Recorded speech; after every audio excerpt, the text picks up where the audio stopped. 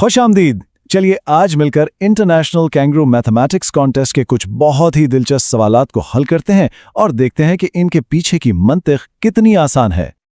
अच्छा, कभी ऐसा होता है कि रियाजी का कोई मुश्किल सा सवाल सामने आए और लगे कि अरे ये तो हल ही नहीं हो सकता।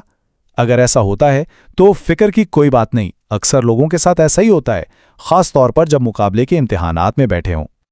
लेकिन मजे की बात यह है कि इन सवालों का हल अक्सर हमारी सोच से भी ज्यादा सीधा साधा होता है। बस जरूरत इस बात की होती है कि हम मसले को जरा मुख्तलिफ नजर से देखें और सही तरीका अपनाएं। तो फिर तैयार हैं? चलिए शुरू करते हैं।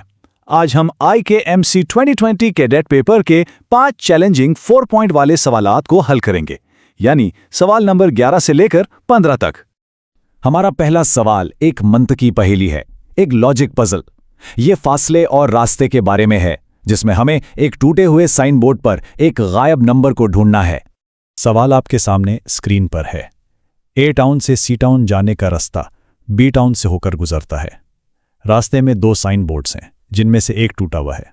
हमें यह बताना है कि इस टूटे हुए साइन बोर्ड पर कौन सा नंबर गायब है। मेरा मशवरा यह है कि वीडियो को यहीं रोकें और पहले खुद से हल करने की कोशिश करें। चलिए इसे स्टेप बाय स्टेप हल करते हैं। सबसे पहले देखें, दोनों साइन बोर्ड से कुल फासला एक ही निकलता है। 2 + 9 भी 11 किलोमीटर और 7 + 4 भी 11 किलोमीटर। अब आते हैं बी टाउन की पोजीशन पर। पहला साइन बोर्ड ए टाउन से 2 किलोमीटर के फासले पर है और उसी साइन बोर्ड पर लिखा है कि बी टाउन वहां से 4 किलोमीटर दूर है। तो इसका मतलब क्या हुआ? ए टाउन से बी टाउन का कुल फासला हुआ 2 + 4 यानी 6 किलोमीटर। ठीक है, अब आखिरी स्टेप। दूसरा साइन बोर्ड ए टाउन से 7 किलोमीटर पर है। क्योंकि बी टाउन 6 किलोमीटर पर है, तो 7 किलोमीटर वाले साइन बोर्ड और बी टाउन के दरमियान कितना फासला रह गया? सिर्फ 1 किलोमीटर। इम्तिहान में वक्त बचाने के लिए एक जबरदस्त टिप याद रखें। इस तरह के फासले वाले सवालात के लिए हमेशा एक सीधी लकीर खींचकर उस पर शहरों को मार्क कर लें। इससे पूरा सवाल आपकी आंखों के सामने आ जाता है और गलती का इम्कान तकरीबन खत्म हो जाता है। तो हमारा दुरुस्त जवाब है ए, 1 किलोमीटर।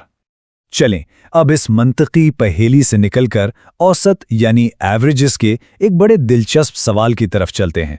ये एक क्लासिक चैलेंज है जो अक्सर मुकाबलों में पूछा जाता है। सवाल ये है कि अन्ना ने मार्च के महीने में रोजाना औसतन 5 किलोमीटर चलने का एक टारगेट रखा है। 16 मार्च की रात तक वो 95 किलोमीटर चल चुकी है। अब अपने टारगेट को पूरा करने के लिए उसे महीने के बाकी दिनों में रोजाना औसतन कितना चलना पड़ेगा? इस मसले को हल करने के लिए हम इसे छोटे छोटे टुकड़ों में तोड़ लेते हैं। सबसे पहले इसका कुल टारगेट कितना है? मार्च में 31 दिन होते हैं, तो 5.5 किलोमीटर रोज के हिसाब से कुल हदफ बन गया 155 किलोमीटर। अच्छा, अब देखते हैं कि फासला बाकी कितना रह गया है। 155 में से 95 को माइनस कर दें तो 60 किलोमीटर बचे। उसके बाद दिन कितने बाकी हैं? 16 दिन तो गुजर गए, तो महीने के 15 दिन बाकी हैं। आखिर में हमें नई औसत निकालनी है, तो हम इस 60 किलोमीटर को बाकी 15 दिनों पर तकसीम कर देंगे और जवाब क्या आएगा? 4 किलोमीटर रोजाना। एक बहुत अहम टिप याद रखें, इम्तिहान के प्रेशर में इस तरह के सवालात को हमेशा छोटे हिस्सों में तोड़कर हल करें। पहले कुल मिकदार मालूम करें, फिर देखें कि बाकी कितना बचा है। इस तरह गलती का चांस कम हो जाता है और आप तेजी से जवाब तक पहुंच जाते हैं। तो दुरुस्त जवाब है सी, 4 किलोमीटर। अब हमारी अगली चुनौती है स्पेशल रीजनिंग की। ये वो सवालात होते हैं जिनमें आपको चीज़ों को अपने जहन में घुमा कर देखना पड़ता है कि वो मुख्तलिफ जावियों से कैसी नजर आएंगी। चैलेंज ये है कि इस 3D अहराम यानी पिरामिड को अगर बिल्कुल ऊपर से देखा जाए तो जो 2D तस्वीर बनेगी वो दिए गए ऑप्शंस में से कौन सी होगी? इस सवाल में मोटी और पतली लकीरों का फर्क बहुत बहुत अहम है। चलें जरा तस्वुर करने की कोशिश करते हैं। फर्ज करें आप इस शक्ल के बिल्कुल ऊपर हैं और सीधा नीचे देख रहे हैं। सबसे पहले क्या नजर आएगा? इसका चौकोर मोटी लकीरों वाला बेस है ना। फिर वो जो 4 पतली लकीरें ऊपर चोटी पर मिल रही हैं, वो ऊपर से देखने पर मरकज की तरफ आती हुई 4 लकीरों यानी डायगोनल्स जैसी लगेंगी। अब इन खुसूसियात को देखें तो सिर्फ ऑप्शन बी ही इस मंजर से मेल खाता है। एक मोटा चौकोर और 4 पतली लकीरें जो कोनों को मरकज से जोड़ रही हैं। 3D पहेलियों को तेजी से हल करने की टिप यह है कि एक वक्त में सिर्फ एक चीज पर फोकस करें, जैसे सिर्फ बेस को देखें या सिर्फ चोटी को। इससे होगा ये कि जो ऑप्शंस गलत हैं वो फौरन साइड पर हो जाएंगे और आप सही जवाब तक पहुंच जाएंगे। इस सवाल का दुरुस्त जवाब है बी। चलें जी, अब 3D शक्लों से हटकर नंबर्स और ग्रुप्स की दुनिया में चलते हैं। ये सवाल ओवरलैपिंग सेट्स के बारे में है, यानी जब कुछ लोग 2 मुख्तलिफ ग्रुप्स का हिस्सा हों। सवाल में बताया गया है कि एक क्लास के 3/5 तुलबा तैराकी करते हैं और 3/5 तुलबा डांस करते हैं और 5 तुलबा ऐसे हैं जो ये दोनों काम करते हैं। हमें बताना है कि क्लास में कुल कितने तुलबा हैं। इस सवाल का राज डबल काउंटिंग के कॉन्सेप्ट में छुपा है। जब हम कहते हैं कि 3/5 तुलबा तैराकी करते हैं और 3/5 डांस, तो हो ये रहा है कि हम इन 5 तुलबा को 2 बार गिन रहे हैं, एक बार तैराकों के ग्रुप में और दूसरी बार डांसर्स के ग्रुप में। इसे हल करने के लिए हम तैराकों 3/5 और डांसर्स 3/5 को जमा करते हैं तो जवाब आता है 6/5।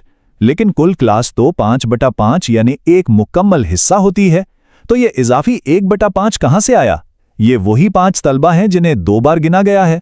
तो अगर क्लास का 1/5 हिस्सा 5 तलबा के बराबर है तो पूरी क्लास यानी 5/5 5 ज़रा 5 यानी 25 तलबा पर मुश्तमिल होगी। इसलिए दुरुस्त जवाब सी 25 है। और अब हम आ गए हैं अपने आखिरी सवाल पर। ये ज्योमेट्री का है, लेकिन इसमें एक छोटा सा मजेदार सा ट्विस्ट है। इसका हल एक बहुत दिलचस्प पैटर्न को पहचानने पर मुनहसर है। सवाल में साशा के बाग की एक शक्ल दी गई है।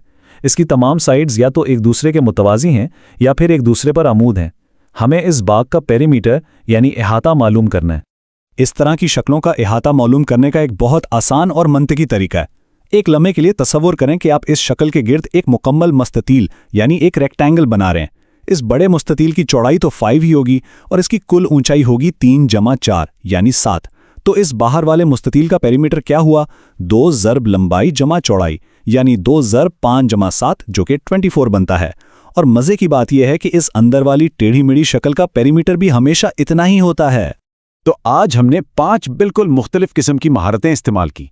हमने मंतिकी इस्तिदलाल इस्तेमाल किया, औसत के साथ काम किया, ज़हनी तसव्वुर की मश्क की, सेट थ्योरी को समझा और ज्योमेट्री के पैटर्न को पहचाना।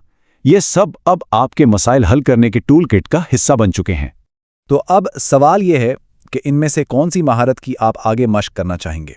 अपने सीखने की जुस्तजू को जारी रखें और याद रखें, हर मुश्किल सवाल आपको कुछ नया सिखाने और पहले से ज़्यादा ज़हीन बनाने का एक मौका होता है।